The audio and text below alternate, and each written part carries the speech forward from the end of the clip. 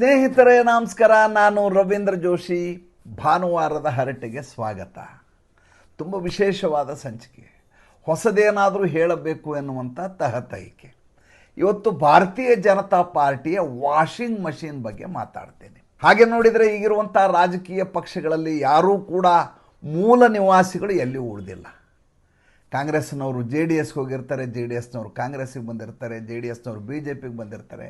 ಹೀಗೆ ಪಕ್ಷಾಂತರ ಎನ್ನುವುದು ಒಂದು ರೀತಿ ರಾಜಕಾರಣಿಗಳ ಮೂಲ ಸ್ವಭಾವ, ಹುಟ್ಟುಗುಣ ಅಂತ ಅನಿಸಿದರೂ ಕೂಡ ಸಿದ್ಧಾಂತಗಳ ಮೇಲೆ ಆಧಾರದ ಮೇಲೆ ನಡೆಯುವಂಥ ಭಾರತೀಯ ಜನತಾ ಪಾರ್ಟಿ ಈ ರೀತಿಯ ರಾಜಕೀಯ ಮಾಡಬೇಕಾ ಅನ್ನುವಂಥ ಒಂದು ದೊಡ್ಡದಾದಂಥ ಗುಲ್ಲು ಯಾವಾಗಲೂ ಇದ್ದೇ ಇರುತ್ತೆ. ಭಾರತೀಯ ಜನತಾ ಪಾರ್ಟಿನಲ್ಲಿ ಯಾರೇ ಕೊಳೆತ ವ್ಯಕ್ತಿ ಇದ್ದರೂ ಕೂಡ ಅವ್ರನ್ನ ವಾಷಿಂಗ್ ಮಷೀನಲ್ಲಿ ಹಾಕಿದ ಕೂಡಲೇ ಅವರು ವಾಷಿಂಗ್ ಪೌಡರ್ ನಿರ್ಮಾ ರೀತಿಯಲ್ಲಿ ಶುಭ್ರರಾಗಿ ಹೊರಗೆ ಬರ್ತಾರೆ. ಎಷ್ಟು ಮಟ್ಟಿಗೆ ಇದು ಸರಿ ಮತ್ತು ಇದು ಮಾಡಿದ್ದು ಸಮರ್ಥನೀಯವಾ ಅನ್ನೋ ವಿಚಾರವನ್ನು ಇವತ್ತು ಮಾತಾಡ್ತೀನಿ. ಅದಕ್ಕೊಂದು ನಿನ್ನೆ ನಡೆದ ವಿದ್ಯಮಾನವನ್ನು ಮತ್ತು ಮೊನ್ನೆ ನಡೆದಂಥ ವಿದ್ಯಮಾನವನ್ನು ಹೇಳಿಬಿಡ್ತೀನಿ. ಜುಲೈ 9ನೇ ತಾರೀಕು ನಡೆದಂಥ ಘಟನೆ. ಪಶ್ಚಿಮ ಬಂಗಾಳದ ಚುನಾವಣೆ ಆಯಿತು, ಫಲಿತಾಂಶ ಬಂತು, ಆಂತರಿಕ ಭಿನ್ನಮತ ಇತ್ತು, 60 ಜನ ಹೊರಗಡೆ ಬಂದರು. ಅದೇ ಸಂದರ್ಭದಲ್ಲಿ MP ಗಳು ಹೊರಗಡೆ ಬರ್ತಾರೆ. MP ಗಳು ಹೊರಗೆ ಬಂದವರು NCPI ಅನ್ನುವಂಥ ಪಕ್ಷದಲ್ಲಿ ಸೇರ್ಪಡೆಯಾಗ್ತಾರೆ. ಅದರ ಬಗ್ಗೆ ಆಮೇಲೆ ಮಾತಾಡ್ತೀನಿ. 3 ಜನ ರಾಜ್ಯಸಭಾ ಸದಸ್ಯರು ತಮ್ಮ ರಾಜ್ಯಸಭಾ ಸ್ಥಾನಕ್ಕೆ ರಾಜೀನಾಮೆಯನ್ನು ಕೊಡ್ತಾರೆ. ಎಂಥ ದೊಡ್ಡ ವಿಚಾರ ಆಲೋಚನೆ ಮಾಡಿ. ಯಾವುದೋ ಒಂದು 2/3 ಮೆಜಾರಿಟಿ ಇಟ್ಕೊಂಡು ಮತ್ತೊಂದು ಪಕ್ಷಕ್ಕೆ ವಲಸೆ ಹೋಗೋದು ಬೇರೆ, ತಮ್ಮ ಸ್ಥಾನವನ್ನೇ ತ್ಯಜಿಸುವುದು ಬೇರೆ. 3 ಜನ. ಒಬ್ಬರು ಸುಖೇಂದು ಶೇಖರ್ ರಾಯ್ ಅಂತ TMCಯಲ್ಲೇ ಇದ್ದಂಥ ಮನುಷ್ಯ. 2ನೇದ್ದು ಸುಷ್ಮಿತಾ ದೇವ್, 3ನೇದ್ದು ಪ್ರಕಾಶ್ ಚಿಕ್ ಬಾರೈಕ್. ಇವರು ರಾಜೀನಾಮೆ ಕೊಡ್ತಾರೆ. ರಾಜೀನಾಮೆ ಕೊಟ್ಟ ಆದಮೇಲೆ ಸ್ವಲ್ಪ ದಿವಸ ಎಲ್ಲ ಸ್ತಬ್ಧ ಇರುತ್ತೆ.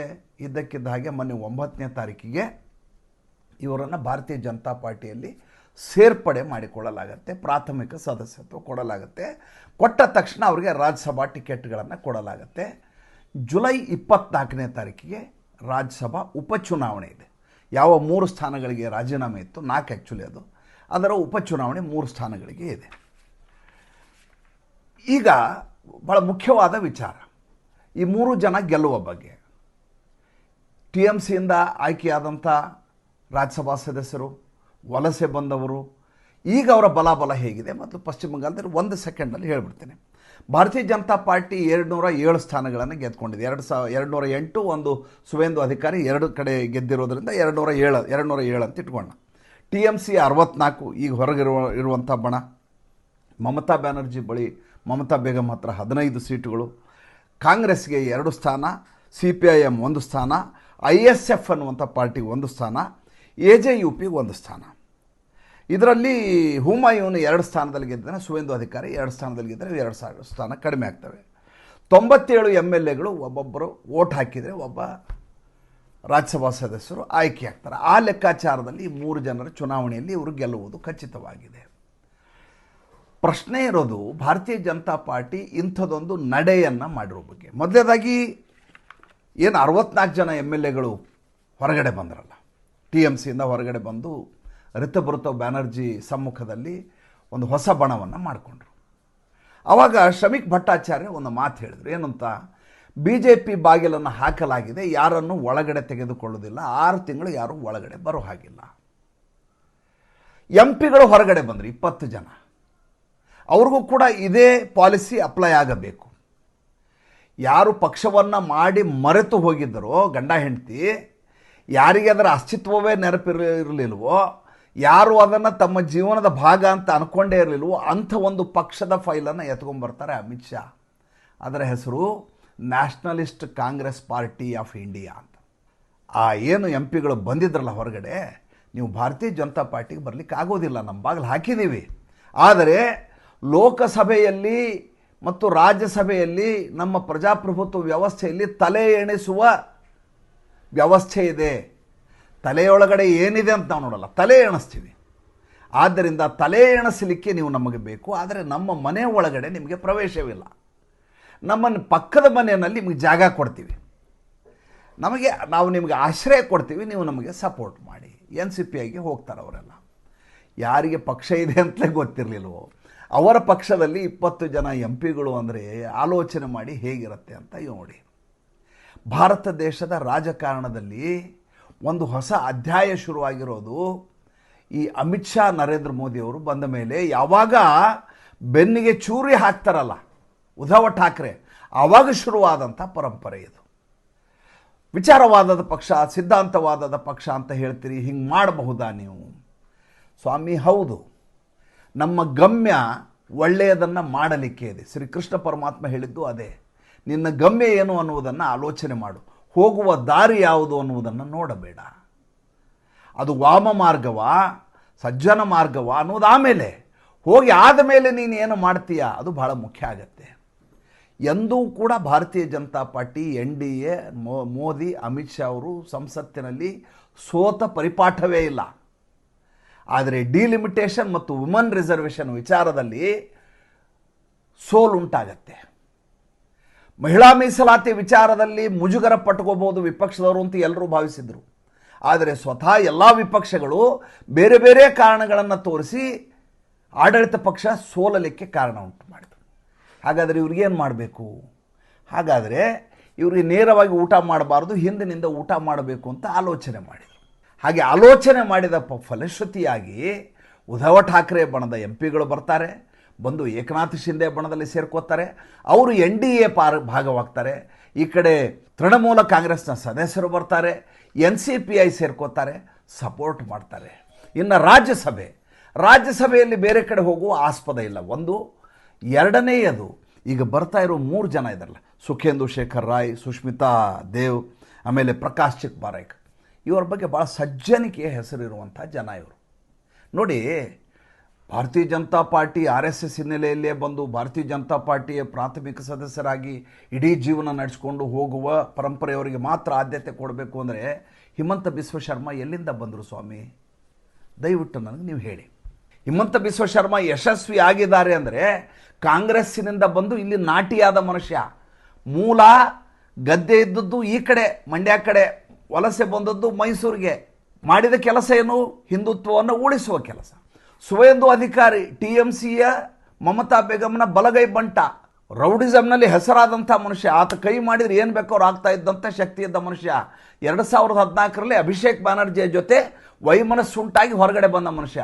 ಆತ ಪವರ್ ಸೆಂಟರ್ ಆದರೂ ಅಂಥ ಜಾಗದಲ್ಲಿ ನಾ ಇರಲ್ಲ, 2 ಶಕ್ತಿ ಕೇಂದ್ರಗಳು ನಮ್ಮ ಪಕ್ಷದಲ್ಲಿ ನಡೆಯಲ್ಲ, ನಾನು ಇರಲ್ಲ ಅಂತ ಹೊರಗಡೆ ಬಂದರು. ಬಂದ ಮೇಲೆ ಪಕ್ಷವನ್ನು ತೊರೆಯಲಿಲ್ಲ, ಭಾರತೀಯ ಜನತಾ ಪಾರ್ಟಿಯಲ್ಲಿ ಉಳ್ಕೊಂಡ್ರು. ಭಾರತೀಯ ಜನತಾ ಪಾರ್ಟಿಯಲ್ಲಿ ಉಟ್ಕೊಂಡು ಭಾರತೀಯ ಜನತಾ ಪಾರ್ಟಿಯ ಮೂಲ ಆಶಯಕ್ಕೆ ಅನುಗುಣವಾಗಿ ಅಧಿಕಾರ ನಡೆಸ್ತಾ ಇದ್ದಾರೆ. ಇದು ವಾಷಿಂಗ್ ಮಷಿನ್ ಒಳ್ಳೆಯದೋ ಕೆಟ್ಟದ್ದೋ ನನಗೆ ದಯವಿಟ್ಟು ನೀವೀಗ ಹೇಳಬೇಕು. ವಾಷಿಂಗ್ ಮಷಿನ್ ಅಂತಾರಲ್ಲ, ವಾಷಿಂಗ್ ಮಷಿನಲ್ಲಿ ತೊಳೆದಾದ ಮೇಲೂ ರಕ್ತದ ಕಲೆ ಅಂಟಿದೆಯಾ? ವಾಷಿಂಗ್ ಮಷಿನಲ್ಲಿ ತೊಳೆದಾದ ಮೇಲೆ ಭ್ರಷ್ಟಾಚಾರದ ಕಲೆ ಅಂಟಿದೆಯಾ? ಅದು ಬಹಳ ಮುಖ್ಯವಾದಂಥ ವಿಚಾರ. ಹಾಗಂತ ಎಲ್ಲರೂ ಶುಭ್ರರು ಪರಿಶುಭ್ರರು ಇವರಂಥ ಪ್ರಾಮಾಣಿಕರು ಯಾರಿಲ್ಲ. ಸತ್ಯ ಹರಿಶ್ಚಂದ್ರ ಮರಿವಂಶ ಅಂತ ನಾನು ಹೇಳೋದಿಲ್ಲ. ರಾಜಕಾರಣದಲ್ಲಿ ವಿಚಾರವಾದ ಎನ್ನುವುದು ಆತ್ಮವಾಗಿರಬೇಕೇ ವಿನಃ ಅದೇ ಬದುಕಾಗಲಿಕ್ಕೆ ಸಾಧ್ಯವಿಲ್ಲ.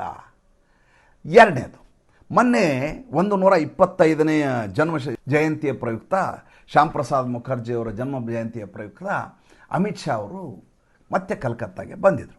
ಬಂದ ಸಂದರ್ಭದಲ್ಲಿ ನಡೀತಾ ಇರುವಂಥ ವಿದ್ಯಮಾನಗಳನ್ನೆಲ್ಲ ಗಮನಿಸಿದರು. ಏನು ನಡೀತಾ ಇದೆ, ಹೇಗೆ ನಡೀತಾ ಇದೆ, ಮುಂದೆ ಏನಾಗಬೇಕು? ಯಾಕೆಂದರೆ ಗಡಿ ರಾಜ್ಯ, ನಡೀತಾ ಇರುವ ದಾರಿ ಸರಿ ಇದೆಯಾ? ಏಕೆಂದರೆ ಯಾವ ಅಮಿತ್ ಶಾ ಅವರು ಇಲ್ಲೇ ವಾಸ ಮಾಡಿ ಚುನಾವಣೆಯನ್ನು ಗೆದ್ದುಕೊಂಡು ಹೋಗ್ತೀನಿ ಅಂತ ಹೇಳಿದ್ರು, ಅದಕ್ಕನುಗುಣವಾಗಿಯೇ ನಡೆದುಕೊಂಡಿದ್ದಾರೆ.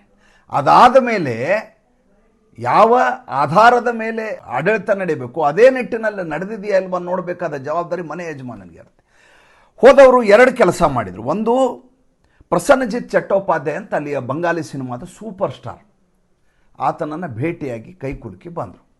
ಅದರಿಂದ ಉದ್ದೇಶಗಳಿರ್ತವೆ. ಏಕೆಂದರೆ ಈ ಹಿಂದೆ ಸೌರವ್ ಗಂಗೂಲಿಯನ್ನು ಕೂಡ ಇದೇ ಅಮಿತ್ ಶಾ ಭೇಟಿಯಾದರು. ಸೌರವ್ ಗಂಗೂಲಿ ಅಂಜು ಬುರ್ಕಾ ಮಮತಾ ಬೇಗಂ ಜೊತೆ ವ್ಯಾವಹಾರಿಕವಾದಂಥ ಸಂಬಂಧ ಇದ್ದದ್ರಿಂದ ಯಾರಿಗೂ ಕೆಟ್ಟವನಾಗಬಾರದು, ಹೌದಪ್ಪ ಇದ್ದಲ್ಲಿ ಹೌದಪ್ಪ, ಅಲ್ಲಪ್ಪ ಇದ್ದಲ್ಲಿ ಅಲ್ಲಪ್ಪ ಅನ್ನುವಂಥ ಮನಸ್ಥಿತಿಯವನಾಗಿರೋದ್ರಿಂದ ಆತನಲ್ಲಿ ದಿಟ್ಟತೆ ಇರಲಿಲ್ಲ ಅಂತ ಆತನ ಜೊತೆ ರಾಜಕೀಯ ಸಂಬಂಧವನ್ನು ಇಟ್ಕೊಳ್ಳಿಕ್ಕಾಗಲಿಲ್ಲ.